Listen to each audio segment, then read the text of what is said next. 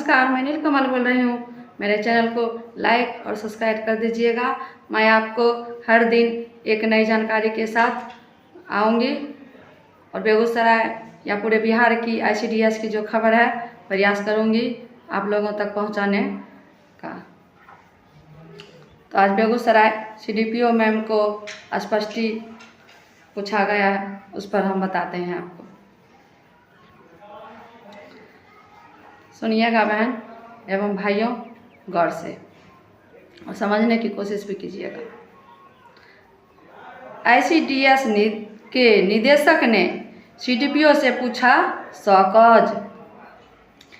आंगनबाड़ी केंद्र के निरीक्षण में अनियमितता को लेकर निदेशक ICDS ने बाल विकास परियोजना पदाधिकारी बेगूसराय ग्रामीण से स्पष्टीकरण पूछा है,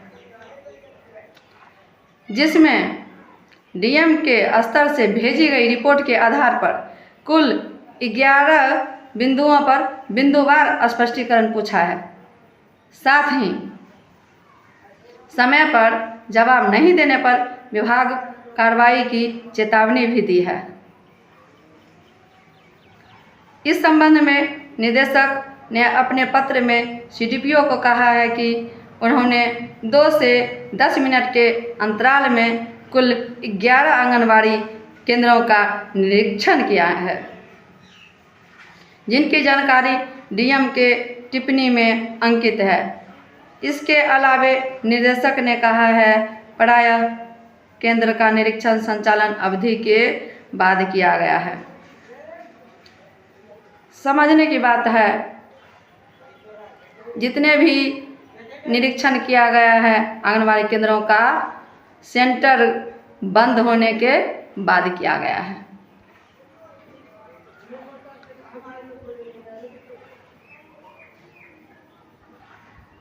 जिसमें रात के 8:29 से 8:53 के बीच 5 केंद्रों का निरीक्षण किया गया है, जो कि गंभीर प्रवृत्ति का अनियमितता को दर्शाता है। अब समझिए आप लोग, रात तकरीबन 8:30 बजे से पौने 9 लगभग 9 बजे तक निरीक्षण का टाइम दिया गया है, 8:53। अब समझने की बात यह है कि या तो CDPO मैम ने रात को आंगनबाड़ी खुलवाई हैं, जो कि सेविकाओं ने आंगनबाड़ी खोलकर और मैडम को निरीक्षण का रिपोर्ट मिला है, या निरीक्षण करने के लिए मैडम रात में आई और उन्होंने मोबाइल पर लोड करके रिपोर्ट भेजी हैं, या तो मैम ने गलत रिपोर्ट भेजी हैं। ये 2 बात में एक बात हुई होगी। बाकी आगे देखिए क्या समाचार मिलती है। निरीक्षण किया गया है जो गंभीर प्रवृत्ति और नियमितता को दर्शाता है। उन्होंने अपने पत्र में कहा है कि आंगनबाड़ी ऐप के केंद्र निरीक्षण का समय और निरीक्षण अपलोडिंग का समय भी अलग अलग है।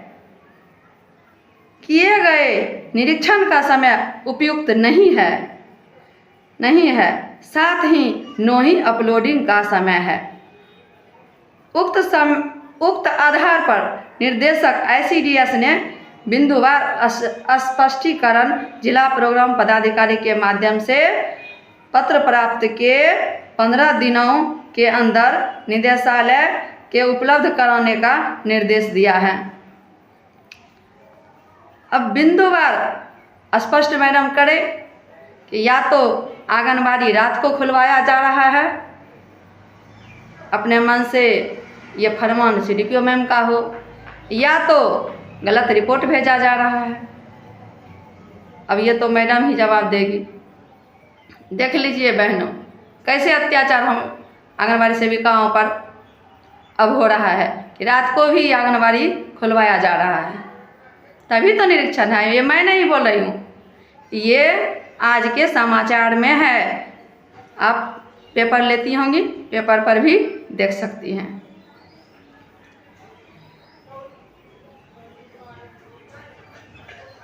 साथ ही कहा है कि निर्धारित समय सीमा के अंदर स्पष्टीकरण प्राप्त नहीं होने पर यह मान लिया जाएगा कि इस संबंध में आपको कुछ नहीं कहना है, जिसके बाद निदेशालय द्वारा इस संबंध में अनुशंसित कार्रवाई के लिए अनुशंसा की जाएगी। अब समझने की बात है बहन एवं भाइयों या सेविका सहायिका दीदी, आप लोग समझिए, रात में भी आंगनबाड़ी को खुलवाया जाता है और निरीक्षण किया जाता है। या तो मैम अपना मन से निरीक्षण का रिपोर्ट भेज दे रही हैं, तो हम लोग एक तरफ अपनी मांगों को लेकर चयन मुक्ति भी हुई है, बहुत सेविका बहनों मार भी खाई हैं, लगातार हम लोग का संघर्ष भी जारी है।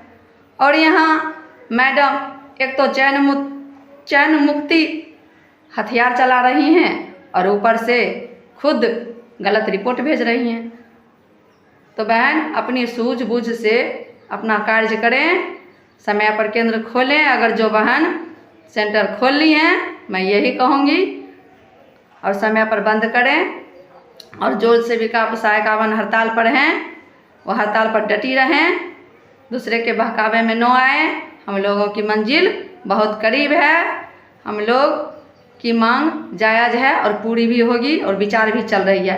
कल की बैठक में हम लोगों को गुप्त सूचना भी कुछ मिली है कि हम लोगों की मांगों पर विचार विमर्श किया जा रहा है। जल्द ही हम लोगों की मांग मानी जाएगी और घोषणा भी होने वाली है, लेकिन मैं अभी उसका प्रमाण नहीं दे रही हूँ, ये होने ही वाली है।